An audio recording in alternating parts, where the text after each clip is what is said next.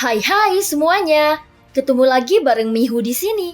Oh iya, kali ini Mihu akan membawakan alur cerita dari film Donghua yang berjudul Battle Through the Heaven. Mihu mengingatkan sekali lagi ya bahwa konten ini full spoiler. Mari siapkan cemilannya dan mari kita mulai alur ceritanya. Melanjutkan dari kisah sebelumnya. Pada saat ini sosok keenam dari Labu Dewa Bermata 9 melesat menuju Taisu nomor 11 dan membunuhnya dengan satu pukulan. Taisu nomor 11 yang terbunuh penuh dengan daging cincang. Tetapi anehnya daging cincangnya dijahit kembali. Itu bukan pemulihan, tetapi mayat yang tidak bernyawa. Adapun baju besi dewa yang tersebar di tubuhnya belum sepenuhnya runtuh. Jadi hanya mengikuti di belakang sosok perunggu saat ini dan terlihat itu sangat menakutkan. Jenis kematian bukanlah akhir hidupnya. Setelah kematian, dia juga dikendalikan sebagai boneka. Tapi jelas dia tidak memiliki keterampilan bertarung lagi. Sebaliknya penampilannya sangat mengejutkan. Lagi pula dia adalah nomor 11. Setidaknya dia sudah dianggap sebagai eksistensi teratas di antara kerumunan. Pasti merupakan pukulan berat di hati orang-orang Taisu ini untuk melihat bahwa nomor 11 terbunuh dalam pertempuran. Dan penampilannya masih sangat tragis setelah kematiannya. Dalam benak Xiaoyan saat ini, sosok keenam di Labu Dewa Bermata 9 perlahan mengeras dan juga mendapatkan namanya. Dia adalah Dewa Roh Kematian, gumam Xiaoyan. Adapun rubah berekor 9 tiba-tiba menatap Xiaoyan yang sedang bergumam. Kekuatannya begitu kuat. Apa kekuatan senior ini? Tanya Xiaoyan melihat rubah berekor 9. Aku tidak tahu. Ucap rubah berekor 9 menggelengkan kepalanya seolah-olah dia memang tidak tahu. Senior rubah berekor 9, apakah kau benar-benar tidak tahu? Sedangkan kalian hidup berdampingan setiap hari. Dan aku tidak ada gosip. Ucap Xiaoyan yang bertanya dengan rasa ingin tahu. Pada saat ini rubah berekor 9 memandang Xiaoyan dengan aneh. Dia mengangkat alisnya dan berkata dengan suara yang dalam. Maaf adik laki-laki, jangan bicara omong kosong. Meskipun aku genit, aku juga berprinsip aku tidak akan melakukan hal semacam ini. Yang tinggal bersamanya adalah orang-orang miskin yang kau kirim. Ucap rubah berekor 9. Adapun Xiaoyan dia terkejut saat mendengar kata-kata itu dan sedikit bingung. Setelah memikirkannya dengan hati-hati, dia menyadari bahwa hanya ada satu hal yang dia kirim ke Labu Dewa Bermata 9. Dan itu adalah jiwa-jiwa yang sudah mati. Xiaoyan memikirkan nama itu tetapi nama itu sepertinya tidak mengungkapkan terlalu banyak informasi dan ekspresi bingung muncul di wajahnya. Apakah Dewa Kematian nama senior ini? Tanya Xiaoyan. Setelah nomor 11 sudah ditangani jadi Xiaoyan tidak perlu terburu-buru ke arena sekarang. Bagaimana kau tahu identitasnya? Berbicara secara logis, identitas ini seharusnya masih cukup misterius bagi orang-orang di dunia lain. Namanya adalah Ciu dan Dewa Kematian adalah identitasnya di dunia tanpa batas. Ucap rubah berekor 9 melirik Xiaoyan yang ingin tahu lalu menjelaskannya. Dewa Kematian sepertinya ada hubungannya dengan hidup dan mati. Ucap Xiaoyan. Satu-satunya yang dia dapatkan adalah nama Dewa Kematian. Dan Ciu yang disebutkan oleh rubah berekor 9 jelas merupakan nama aslinya. Dia bertanggung jawab untuk memenggal kepala jiwa-jiwa jahat. Ucap rubah berekor 9 lagi melanjutkan. Xiaoyan menggelengkan kepalanya saat mendengar ini menyatakan bahwa dia tidak memahaminya. Orang yang terbunuh olehnya akan disebut mayat hidup. Dan mayat hidup ini tidak akan mati sepenuhnya dalam jangka waktu tertentu. Tetapi dapat dikendalikan olehnya. Ucap rubah berekor 9 menjelaskan kepada Xiaoyan. Dan peti yang menjulang tinggi itu sangat mengesankan dan tentu saja sulit untuk tidak menyadarinya. Xiaoyan dengan tegas mengangguk. Tetapi dia tidak memperhatikan rubah berekor 9 saat dia berbicara. Hei, apakah kau tahu bahwa sangat tidak sopan jika tidak melihat wanita cantik ketika berbicara dengannya? Setelah selesai berbicara, rubah berekor 9 muncul di depan Xiaoyan dalam jarak setengah lengan dari Xiaoyan. Pada saat yang sama ada aura yang tidak baik meski jaraknya jauh. Niat membunuh yang kuat masih bisa dirasakan. Tiba-tiba aura ganas meraung dan rubah berekor 9 mundur untuk menghindarinya. Tetapi aura tajam itu tidak melukai Xiaoyan sama sekali. Namun itu juga mengejutkan Xiaoyan. Melihat ke arah aura di ujung, pada saat inilah rubah berekor 9 yang baru saja mendekati Xiaoyan langsung menyadarinya. Sungguh wanita yang galak. Dia sudah cemburu bahkan sebelum aku menciummu. Ucap rubah berekor 9 tersenyum menawan. Dan Xiaoyan tidak bisa tertawa atau menangis ketika mendengar kata-kata itu. Ini menunjukkan bahwa Ratu masih sangat tidak menyukai adegan ini. Dan itu juga membuat Xiaoyan langsung merasa bahwa dia tidak dapat melanjutkan obrolan lagi. Jika tidak, sesuatu akan terjadi jika dia tidak menjaga keseimbangan. Pada saat ini pertempuran sedang berlangsung. Dan tidak ada yang bisa menentukan sisi mana yang menang untuk sementara waktu. Jumlah pasukan Sang Ratu sangat besar. Dan kekuatannya tidak diragukan lagi. Namun jumlah kekuatan keabadian benar-benar melampaui istana pemburu dewa. Zuji telah menyadarinya dan dia senang dia telah membuat pilihan yang tepat. Pada saat yang sama tentara berkobar yang dipanggil oleh istana Dewa Nirvana adalah kekuatan terkuat dari Sang Ratu yang ada dalam rumor. Dan dia adalah penguasa mutlak di alam Xuanyan. Tidak hanya mengharapkannya, seharusnya itu juga menjadi legenda yang telah mati. Zuji tidak pernah memikirkan masih bisa melihatnya dengan mata kepalanya sendiri hari ini. Setelah Taisu sudah datang ke alam Xuanyan, mereka secara alami melakukan banyak upaya. Mereka tahu tentang kekuatan yang mengancam di alam Xuanyan. Mereka secara alami tahu tentang ratu yang kuat. Tetapi berita yang mereka dapatkan adalah bahwa ratu sudah lama mati. Sehingga mereka sama sekali tidak memperhatikan sang ratu. Namun tanpa diduga, ratu yang seharusnya mati di zaman kuno ini tiba-tiba muncul dan saat ini menjadi penghalang terbesar Taisu di alam Xuanyan. Saat ini di salah satu monster Taisu di ujung yang jauh, terlihat ada beberapa sosok yang berdiri di punggungnya ada angka 2 di lengan pemimpinnya. Sebelum kematian nomor 11 dia memanggil nomor 1. Tetapi sepertinya nomor 1 belum muncul di bidang penglihatan ini. Tampaknya nomor 2 adalah pemimpin kelompok saat ini. Dan jatuhnya nomor 11 juga membuatnya cemberut. Untuk Taisu dia juga telah kehilangan seorang jenderal. Untungnya baju besi dewanya tentunya langsung diambil kembali setelah kematiannya. Sehingga Xiaoyan melihat sekeliling setelah nomor 11 terbunuh. Dia tidak melihat baju besi dewa milik nomor 11. Dia sempat berpikir bisa mendapatkan baju besi dewa yang lebih kuat. Tetapi dia tidak berharap Taisu begitu berhati-hati. Tidak hanya itu, Xiaoyan menemukan bahwa hal yang sama berlaku di medan perang.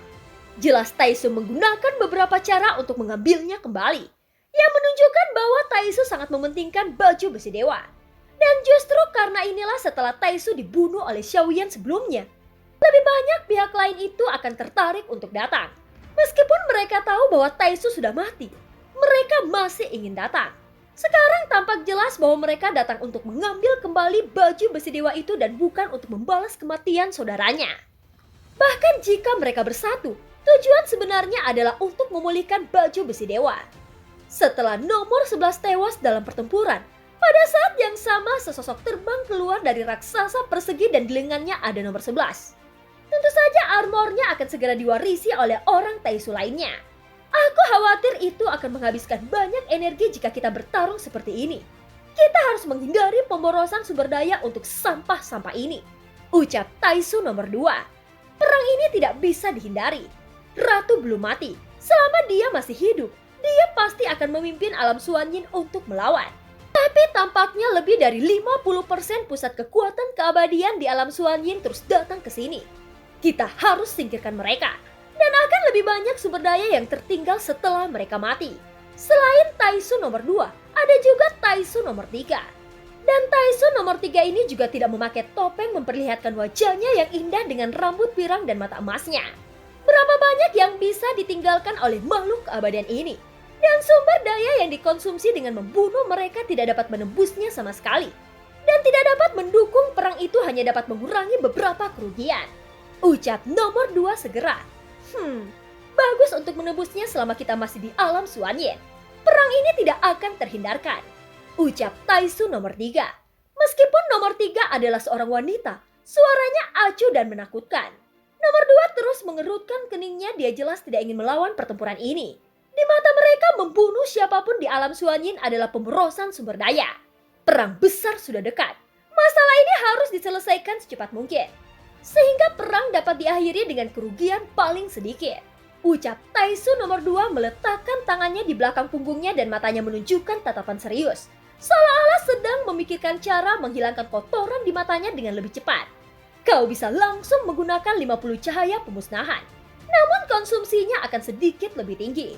Tapi saat ini, itu merupakan metode paling sederhana dan paling kasar. Ucap Taisu nomor 3. Setelah berpikir sejenak, Taisu nomor 3 menemukan cara ini. Karena saat ini hanya metode inilah yang dapat menyelesaikan pertempuran dengan sangat cepat. Dan sedikit kerugian yang akan mereka terima. 50 monster Taisu terlalu banyak untuk digunakan. Dan konsumsi menggunakan cahaya pemusnahan terlalu besar. Itu tidak perlu dilakukan saat ini. Ucap Taisu nomor 2 menggelengkan kepalanya dan menolak proposal Taisu nomor 3. Lihatlah ratu di ujung. Orang-orang ini semuanya dipanggil olehnya dan mereka juga mendengarkan panggilannya. Mungkin kau bisa mempertimbangkan untuk menangkap raja terlebih dahulu lalu menangkap pencuri. Jika kita bisa membunuhnya, semangat orang-orang ini pasti akan hancur. Maka itu akan mengalahkan diri mereka sendiri. Di antara pembicaraan Taisu nomor 2 dan Taisu nomor 3, pria Taisu bernomor 4 dengan baju besi dewa di sisi lain memandang ke arah sang ratu di ujung yang jauh. Dia memiliki rambut pirang pendek dan wajahnya memiliki seperti bekas luka yang berlebihan. Itu seperti kilat yang tanpa ganas dan mendominasi. Tangkap raja terlebih dahulu. Itu ide yang bagus. Karena kau yang mengusulkannya dan sepertinya hanya kau yang mampu melakukan tugas ini. Ucap Taisu nomor 2. Dan setelah kata-kata itu jatuh, nomor 4 siap untuk melakukan langkah nyatanya. Tapi sebelum kau bergerak, pernahkah kau memahami kekuatan seorang ratu? Ucap Taisu nomor 2 kemudian melanjutkan. Melihat nomor 4 yang ingin mencoba, dia benar-benar sedikit takut nomor 4 akan bergegas maju tanpa pemikiran. Yang tidak diragukan lagi tidak berbeda dengan mengirimnya ke kematian.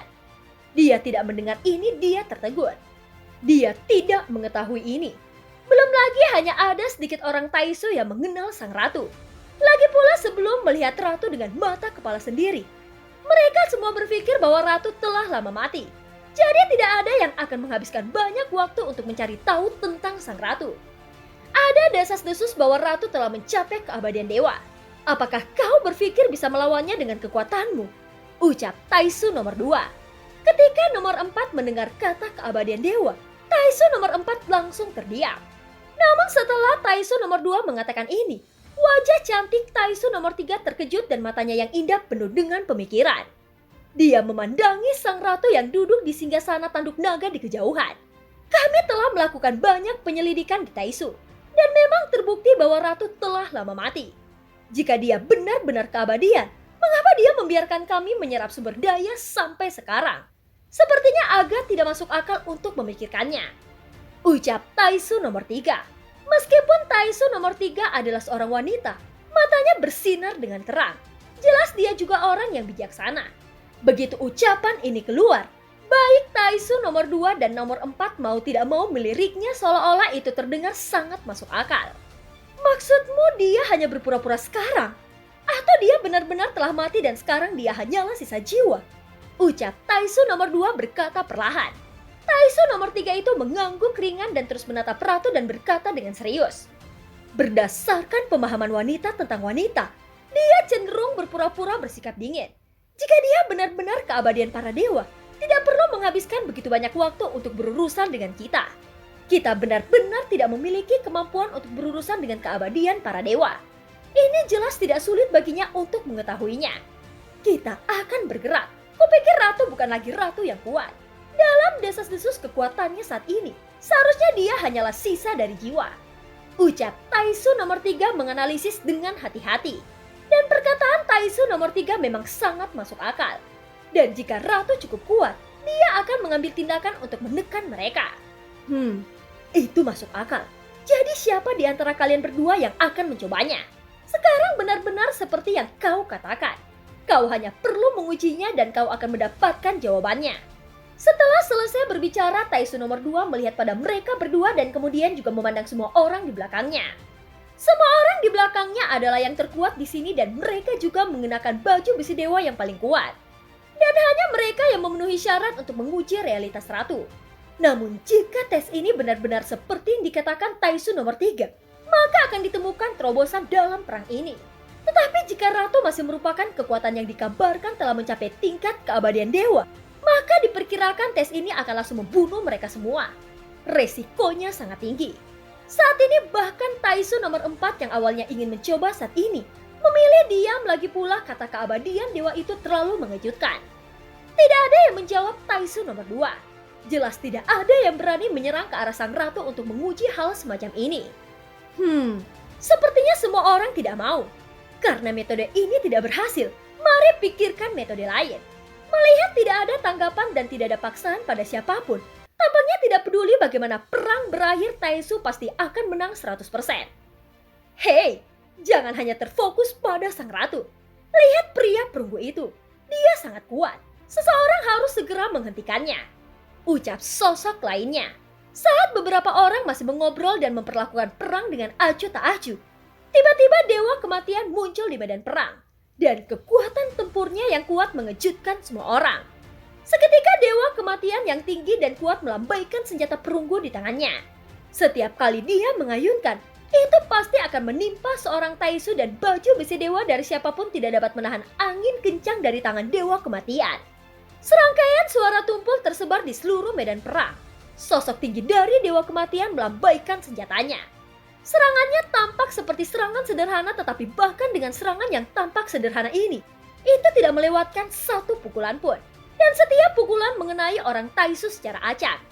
Dan setelah beberapa saat, itu langsung berubah menjadi mayat di sekitarnya.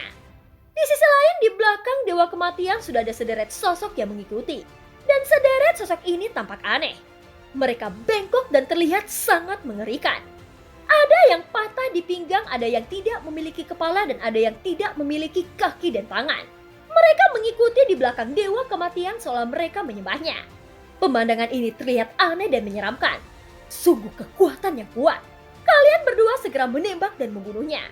Ucap Taisu nomor 2 berteriak dengan suara yang rendah. Ketika kata-kata itu jatuh, ada dua orang dengan nomor 9 dan nomor 10 di tangan mereka segera melangkah maju. Jika diperlukan, kalian bisa menggunakan kekuatan terlarang. Ketika keduanya bergegas keluar, Taisu nomor 2 mengingatkannya. Dan segera dua sosok bersemangat bahkan menggunakan kekuatan keabadian untuk terbang yang secara alami menyebabkan reaksi kekerasan. Mereka tidak tahu apa itu belas kasihan dengan barang-barang yang mereka rampok. Ketika mereka mendengar metode terlarang, mata mereka tiba-tiba bersinar. Dan pinggang mereka tampaknya telah banyak diluruskan karena ini. Dan sayap muncul di belakang kedua sosok itu. Dan kecepatan mereka meningkat tajam. Gerakan mendorong keduanya begitu keras sehingga hampir setengah dari orang di medan perang melihatnya. Adapun sosok di sekitar dewa kematian, mereka juga segera menghindar seolah-olah mereka takut terluka. Pada saat ini semua orang Taisu memandangi keduanya yang datang bersiul dan kekuatan tempur mereka tiba-tiba meningkat. Tampaknya serangan Taisu nomor 9 dan Taisu nomor 10 sangat menyemangati hati mereka. Pada saat yang sama, pedang raksasa berisi kekuatan keabadian yang agung dan cahaya keemasan tiba-tiba meraung menyapu ke arah dewa kematian dan kampahan tampak bergetar. Di bawah tebasan ini menghadapi serangan sengit dari keduanya, dewa kematian mengayunkan senjata perunggu di tangannya. Itu berputar selama beberapa waktu. Dan dia mengangkat senjata perunggu lalu melambaikannya dengan keras hingga menghasilkan percikan api. Suara gemuruh yang keras menyebar. Namun kekuatan serangan mereka hampir sepenuhnya bergantung pada kekuatan keabadian yang kuat. Dan metode serangannya bahkan lebih sederhana dan kasar, yaitu menggunakan kekuatan keabadian yang kuat untuk mengguncang musuh dengan keras. Keduanya sangat percaya diri dalam serangan mereka dan baju besi dewa di tubuh mereka memiliki kilau keemasan yang gelap. Sulit untuk membedakan dalam penampilan. Tetapi ada perbedaan warna yang jelas dan warnanya juga dapat langsung membedakan tingkat baju besi dewa milik mereka. Hanya saja ketika serangan keduanya mengenai perunggu di tangan dewa kematian, serangan dahsyat itu seolah-olah seperti tongkat kayu yang menghantam batang besi dalam sekejap. Dan senjata di tangan keduanya yang langsung menghantam kekuatan yang kuat tiba-tiba hancur. Keduanya terkejut dan segera bersiap untuk mundur lalu menembak ke belakang. Tetapi suara dewa kematian tiba-tiba terdengar. Tetap di tempatmu, ucap dewa kematian. Keduanya benar-benar berhenti menghadapi senjata perunggu yang mendorong dari dewa kematian. Mereka berdua terkejut. Jika pukulan ini jatuh pada mereka, bahkan jika mereka memiliki baju besi dewa dan kekuatan pertahanan yang kuat, mungkin itu tidak dapat membuat mereka mundur sepenuhnya. Mobilitas sosok itu juga membuat mereka berdua tidak tahu apa yang terjadi. Dan film pun berakhir. Terima kasih udah dengerin Mihu dari awal sampai akhir ya. Sampai jumpa.